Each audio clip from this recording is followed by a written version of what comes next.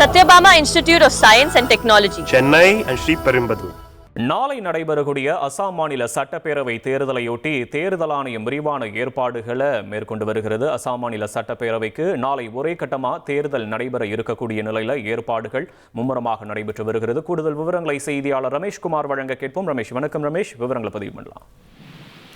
நாளை தேர்தலை சந்திக்கக்கூடிய மாநிலங்களில் அசாம் மாநிலமும் ஒன்று. வடகிழக்கு மாநிலத்தை பொறுத்தவரை மிக முக்கியமான மாநிலமாகவும் பெரிய மாநிலமாகவும் இருப்பது அசாம் மாநிலம்.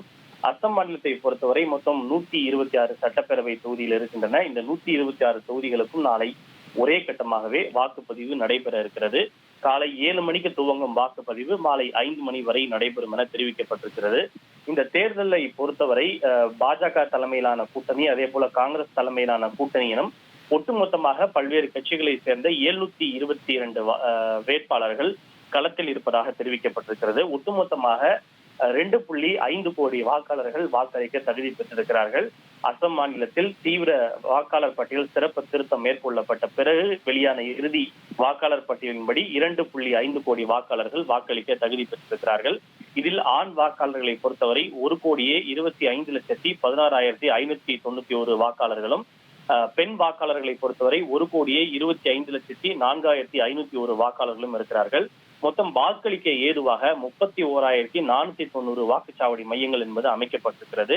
இதில் ஏற்கனவே தேர்தல் ஆணையம் 85 வயதை கடந்த மூத்த குடிமக்கள் மற்றும் மாற்றுத்திறனாளிகளுக்கு வீட்டிலிருந்தே தபால் மூலம் வாக்களிக்கக்கூடிய வசதியை வழங்கியிருக்கிறது. அந்த அடிப்படையில் அசாம் மாநிலத்தை பொறுத்தவரை மொத்தம் 34,000 வாக்காளர்கள் ஏற்கனவே வீட்டிலிருந்தே தபால் வாக்குகளை அளித்திருப்பது குறிப்பிடத்தக்கது. தேர்தல் பணிகளை பொறுத்தவரை மொத்தம் 1.5 லட்சம் பணியாளர்கள் இந்த தேர்தல் பணிகளிலே ஈடுபடுத்தப்பட்டிருப்பதாக தேர்தல் ஆணையம் தெரிவித்திருக்கிறது.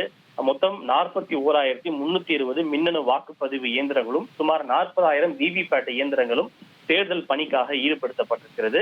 ஏதேனும் திடீரென பிரச்சனை ஏற்பட்டாலோ, எமர்ஜென்சி என்றாலோ அல்லது ஏதேனும் பழுது ஏற்பட்டாலோ அதற்கும் தயாராக இருக்கின்ற வகையில் கூடுதலாக மின்னணு வாக்குப்பதிவு இயந்திரங்கள் வைக்கப்பட்டிருப்பதாக தெரிவிக்கப்பட்டிருக்கிறது. தேர்தல் பாதுகாப்பு பணிகளை பொறுத்தவரை மத்திய துணை ராணுவ படையினர், மத்திய ஆயுத படையினர் மற்றும் அசாம் காவல்துறையினர், தேர்தல் நுண் பார்வையாளர் உள்ளிட்ட பலர் இந்த தேர்தல் பாதுகாப்பு பணியிலே ஈடுபடுத்தப்பட்டிருப்பதாக தெரிவிக்கப்பட்டிருக்கிறது.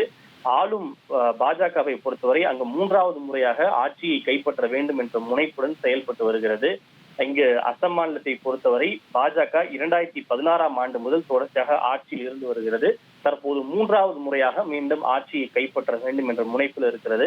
அதே சமயம் காங்கிரஸ் கட்சியை பொறுத்தவரை 2016ஆம் ஆண்டு பாஜகவிடம் கொடுத்த தங்களுடைய கோட்டையாக விளங்கக்கூடிய அசாம் மாநிலத்தை இந்த முறை கைப்பற்றியே ஆக வேண்டும் என்ற முனைப்புடன் காங்கிரஸ் கட்சியும் ஒரு தனி கூட்டணி அமைத்து மிக தீவிரமாக களம் காண்பு வருவது குறிப்பிடத்தக்கது.